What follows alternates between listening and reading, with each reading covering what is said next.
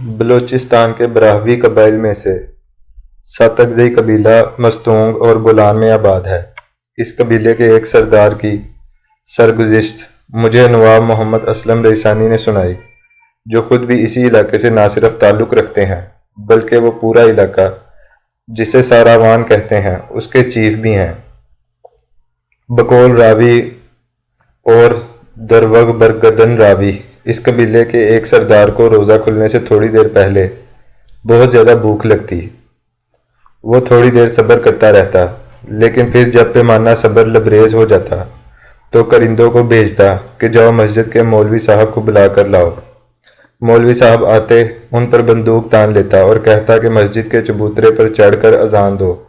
مولوی صاحب اذان دیتے، اطمینان کے ساتھ دعا کر کے روزہ کھولتا، مولوی صاحب کا مشکور ہوتا اور انہیں جانے کی اجازت دے دیتا۔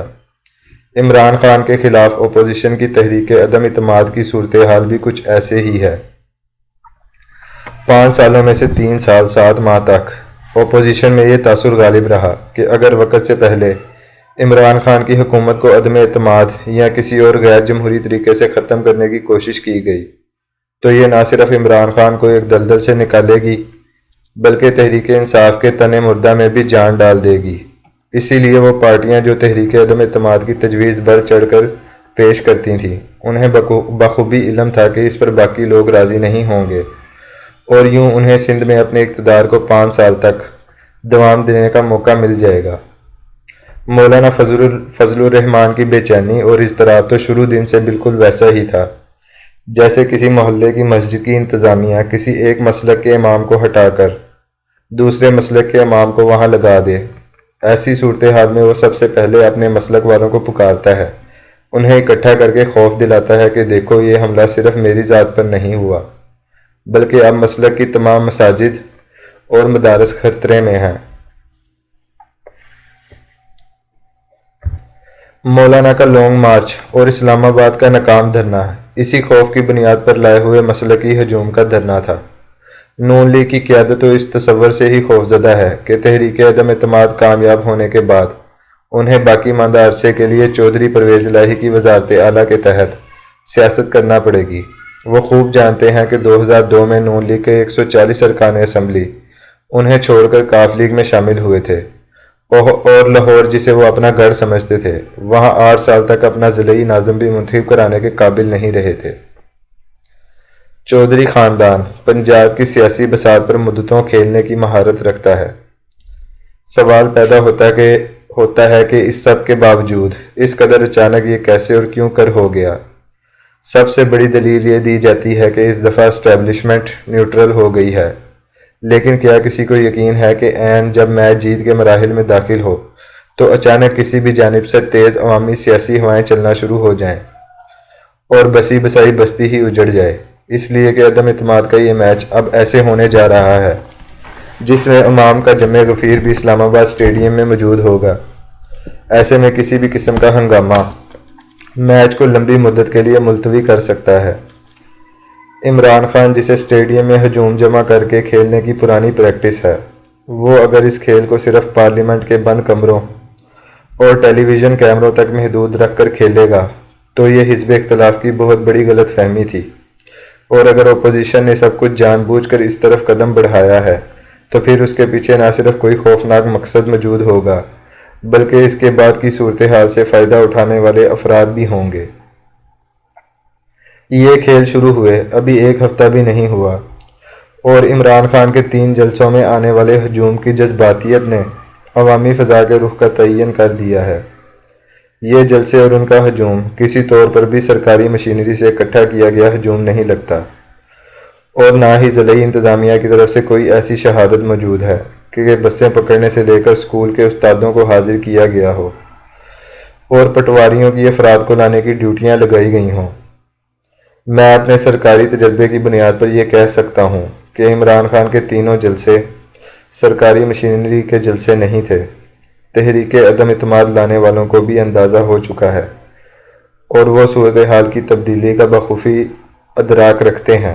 یہی وجہ ہے کہ مولانا فضل الرحمان نے عمران خان سے کہا ہے، آپ 172 ارکان اسمبلی اکٹھا کریں، عوام نہیں۔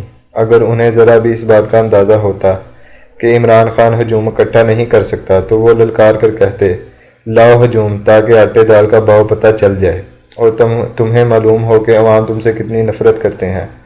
لیکن صرف 3 جلسوں نے آنے والے دنوں کی کشیدگی کا نقشہ کھینچ کر رکھ دیا ہے۔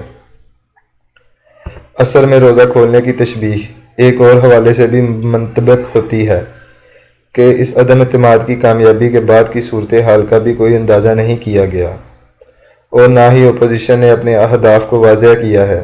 کوئی نہیں بتاتا کہ عمران خان کے جانے کے بعد کیا ہوگا۔ ظاہر بات ہے چاروں صوبائی اسمبلیاں اس وقت تک قائم رہیں گی جب تک ان میں بھی عدم اعتماد نہیں آتا یا وزیر اعلیٰ انہیں ختم نہیں کر دیتا۔ قومی اسمبلی میں اگر پی ٹی آئی کے اراکین عمران خان کے خلاف ووٹ دیتے ہیں تو وہ سب صرف 1 ہفتے میں نااہل ہو سکتے ہیں، کیونکہ اس معاملے میں الیکشن کمیشن کے پاس فیصلہ سازی کا کوئی اختیار ہی نہیں۔ آئین کہتا ہے شیل گیو افیکٹ، یعنی وہ پارٹی لیڈر کے فیصلے کو نافذ کرے گا۔ ان نااہلیوں کے بعد قومی اسمبلی میں کوئی پارٹی لیڈر وزیر اعظم کے لیے مطلوبہ تعداد حاصل کرنے کے قابل نہ ہوگا اور یوں اسمبلی ختم ہو جائے گی۔ لیکن اگر کوئی اکثریت حاصل کر گیا تو پھر کس بڑی پارٹی کا سربراہ باقی 1.5 سالوں کے لیے وزیر اعظم بن کر تمام عوامی نفرت کا رخ اپنی جانب موڑے گا، جو گزشتہ 3.5 سالوں کی مہنگائی اور کورونا کی وجہ سے عوام میں پیدا ہوئی ہے۔ اگر کسی چھوٹی پارٹی مثلاً کاف لیگ، جی ڈی اے یا ایم کیو ایم وغیرہ کے فرد کو بھی وزیر اعظم لانے کی کوشش کی گئی تو نون لیگ، پیپلز پارٹی اور فضل الرحمان شریک حکومت ہو کر دفاعی سطح پر چلے جائیں گے اور عمران خان اپوزیشن میں شعلہ جوالا ہوگا۔ یہ ہے وہ صورتحال ہے جس میں عمران خان جو بھی نعرہ بلند کرے گا وہ اسے صرف اور صرف مقبولیت کی طرف ہی لے جائے گا۔ ایوب خان کے خلاف ذوالفقار علی بھٹو کی تحریک کا جائزہ لیں تو صرف 1 دن پہلے تک تمام اپوزیشن پارٹیاں بھٹو کو ایوب خان کا ٹوڈی اور بغل بچہ کہتی تھی، جو کنونشن لیگ کا سیکرٹری جنرل بھی تھا اور مادر ملت کو ہرانے والوں میں پیش تھا۔ اپوزیشن بھی اس قدر مضبوط اور تجربہ کار تھی جس نے ایوب کے ماشاء اللہ کے خلاف 7 سال جدوجہد کی تھی۔ کیسے کیسے قدور لوگ اس میں شامل تھے: نوابزادہ نصر اللہ، خان عبد الولی خان، ممتاز دولتانہ، شیخ مجیب الرحمان، خان عبد القیوم خان، سید ابو العلا مودودی، مفتی محمود، نواب بگٹی۔ غرض ایک گلدستہ تھا جنہوں نے مادر ملت کا ساتھ دیا تھا، اور ذوالفقار علی بھٹو تو عوامی نفرت والی سائڈ پر تھا۔ اپوزیشن مہنگائی، بے روزگاری اور جمہوریت کا رونا رو رہی تھی، لیکن جیسے ہی ذوالفقار علی بھٹو کو وزارت سے نکالا گیا تو اس نے قوم کو صرف ایک ہی نعرے پر اکٹھا کر لیا کہ ایوب خان نے تاشقند میں 1965 کی جیتی ہوئی جنگ ہار دی ہے۔ یہ ایک نعرہ ساری مذہبی، غیر مذہبی اور سیکولر اپوزیشن کو بہا کر لے گیا اور بھٹو کے تمام آمرانہ گناہوں کو بھی پاک کر گیا۔ کیا عمران خان 1967 والا بھٹو بن سکتا ہے یا پھر اس سے بھی زیادہ خطرناک؟